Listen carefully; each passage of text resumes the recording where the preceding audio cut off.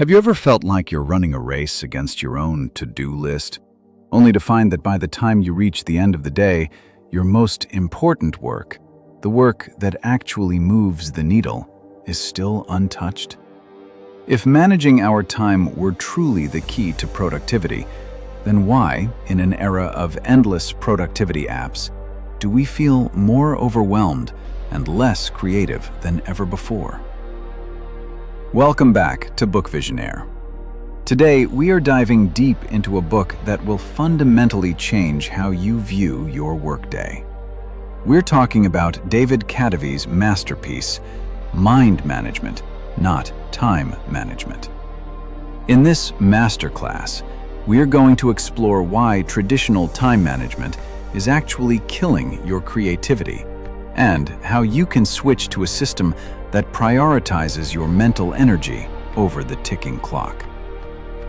We are living in the creative age, where your value isn't measured by how many hours you sit at a desk, but by the quality of the ideas you produce. We often treat time as a commodity, as if every hour is identical. This mindset comes from the industrial age and a man named Frederick Taylor, who used a stopwatch to make factory workers more efficient. But we aren't moving pig iron anymore. We are moving ideas. The two false assumptions of time management. 1. All hours are created equal. We assume 8 a.m. is the same as 4 p.m., but our biological rhythms and mental energy fluctuate wildly throughout the day. 2.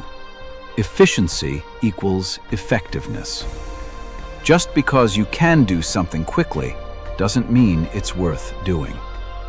In the creative age, one breakthrough idea can be worth more than 1,000 hours of busy work. When we try to squeeze blood from a stone by filling every second of our calendar, we hit the point of negative returns, where working more actually makes our total output worse because we are too exhausted to think clearly.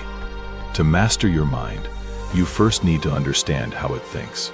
Creativity requires two opposing modes of thought. Divergent thinking. This is like a shotgun spray. It's about exploring many different paths, making novel associations, and generating raw ideas. Convergent thinking. This is the sniper shot.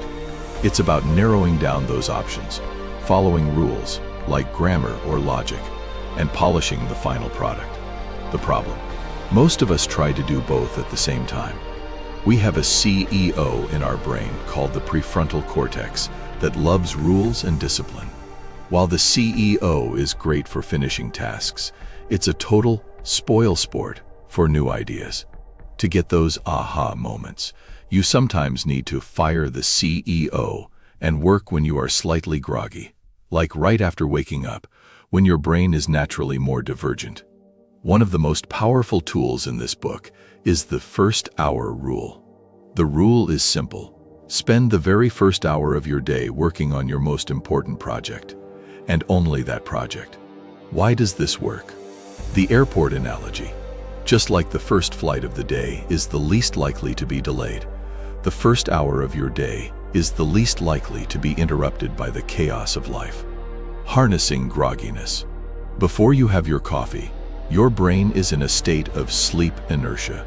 This spaciness is actually a creative gift. By writing or brainstorming during this hour, you get insights you would never have in a sharp or alert state. Kadavy suggests that instead of deep or shallow work, we should categorize our tasks into 7 mental states. This allows you to match your work to your current mood. 1. Prioritize. Deciding what to do. Best done during a weekly review. 2. Explore. Wandering through curiosity without a specific goal. 3. Research. Looking for specific answers to specific questions. 4. Generate. The big rock. Producing the raw material. Writing, designing, coding. 5. Polish. Removing the rough edges, checking grammar, and finishing. 6. Administrate. Handling pesky details like bills, emails, or organizing. 7. Recharge. Intentionally resting to refuel your creative energy. Pro tip: don't switch states rapidly. If you are in the generate state, don't stop to research a fact. Just put it in brackets and keep going. Creativity isn't a linear jogging path. It's a maze. Every great idea goes through 4 stages. 1. Preparation. Immersing yourself in the problem and learning everything you can. 2. Incubation. Stepping away. Letting your passive genius work in the background while you sleep or walk. 3. Illumination. The eureka moment that happens suddenly and unpredictably. 4. Verification. Evaluating and refining the idea to see if it's actually useful. If you are stuck, you probably don't need more time. You need more incubation. Give your brain a chance to forget the bad connections so the good ones can shine through. How do you make this sustainable? By building creative systems. Minimum creative dose. Don't be intimidated by big projects. Commit to just 2 or 5 minutes of work. This creates an open loop in your subconscious that stays active even when you're not working. Batching. Do all your similar tasks together. Kadavy batches his podcast production so he can spend his best front-burner energy on new projects. The weekly routine. Move away from a rigid daily routine. Have a prefrontal Monday for planning and save your administrative tasks for Friday afternoon when your energy is low. The core lesson of today is that time is not money when it comes to creativity. Spending an hour in the right mental state can produce more value than a week spent in the wrong one. Stop trying to manage your minutes and start managing your mind. Find your creative sweet spot, guard your first hour, and respect the natural rhythms of your brain. Thank you for watching this deep dive on BookVisionary.